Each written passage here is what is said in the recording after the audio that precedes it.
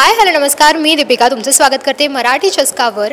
बरं, लैला मजनू हे नवकोरं गाणं आलं आहे आणि आज उज्ज्वल हे गाणं 1 मिलियन गेलं आहे. सोनालीचा आवाज आहे.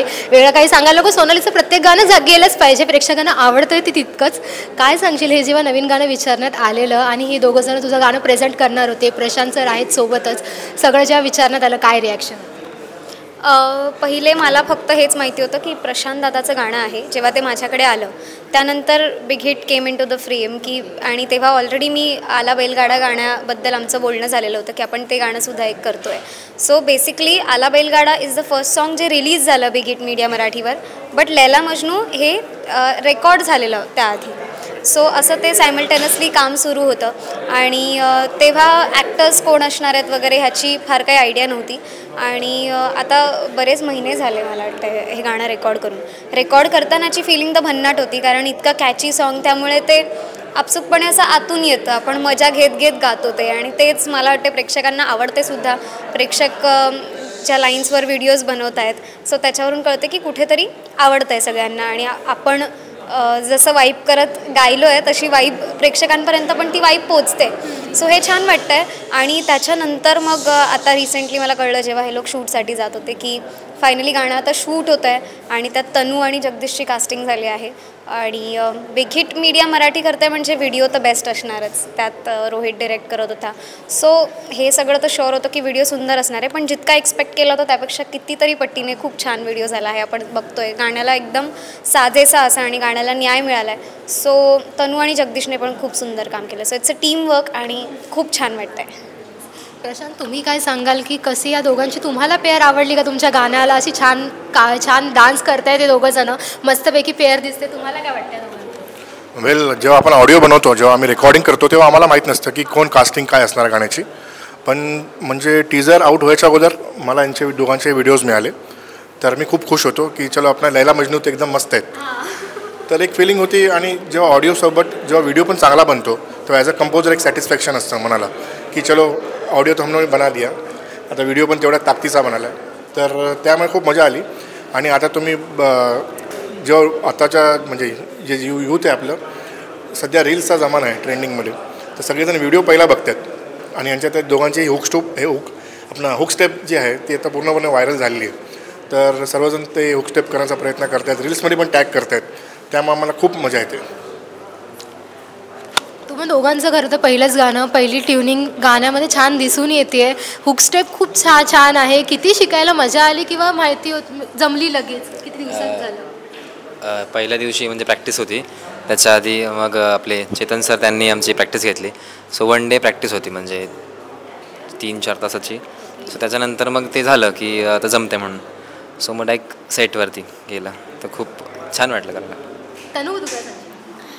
खूप भारी एक्सपिरियन्स होता. आणि सॉन्ग पण तुम्ही बघितलंच आणि त्याच्यामध्ये डान्स तर जी केली आहे त्याला पण मेहनत लागली आहे आणि खूप सुंदर झालं आहे. तर खूप मजा आली. डान्सची जी स्टेप आहे वगैरे खूप भन्नाट. एकंदरीत तुमचे कॉस्ट्युम्स होते ते खूप छान वाटत आहेत आणि लैला मजनूच्या त्या ह्याला जाणारे छान कॉस्ट्युम्स आहेत. किती मजा आली ते कॅरी करायला. आणि काय कॅरी करताना काहीतरी झालं आहे का? मला असं थोडं कळलं आहे. हां, म्हणजे ते लास्टला झालं. जी मेन जो कॉस्ट्यूम होता ना त्याच्यामध्ये लैलासारखी फुल फिलिंग होती, ते साडी वगैरे. पण त्याच्यामध्ये पाऊस आला आणि तो पदर असतो तो पूर्ण भिजला आणि त्याच्यामध्ये डान्स करणं, मग ते पाऊस येणं, मग ते त्याच्यामध्ये खूप स्ट्रगल होता. आणि पण खूप मजा आली, खूप छान वाटलं.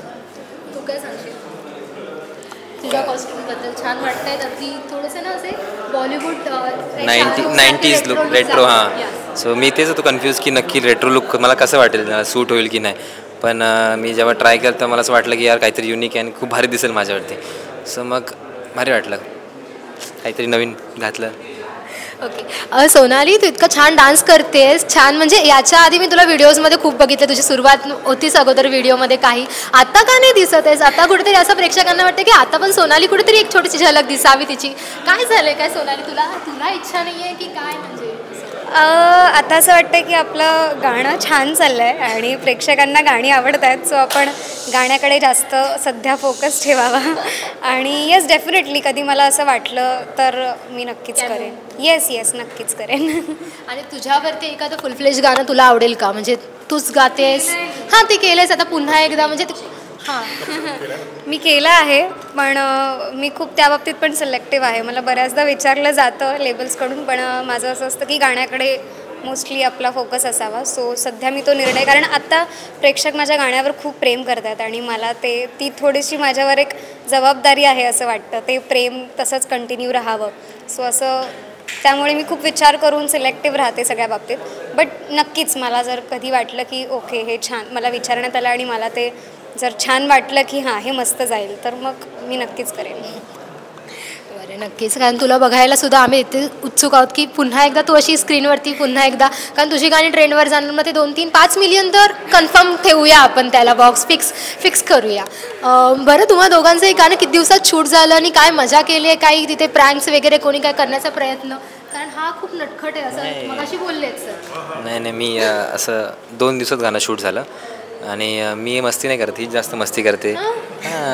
हीच जास्त मस्ती करते. मी साधा एकदम असा चांगला आहे, असं मस्ती करते मी. ॲक्सेप्ट करते, मस्ती करते. हां, प्रँक्स मीच करत होती सर्वांवर. तिच्या प्रँक्सच्या माझ्याकडे ना एक्सक्लुझिव्ह व्हिडिओज आहेत. ती लोकांवर कशी कॉल करून वगैरे प्रँक करते ते. बदमाश आहे ती. हो, खूप बदमाश. मध्ये आपण रिलीज करूयात लवकर. मेन रोहित दादाच्या रागाला घाबरतात जे होते.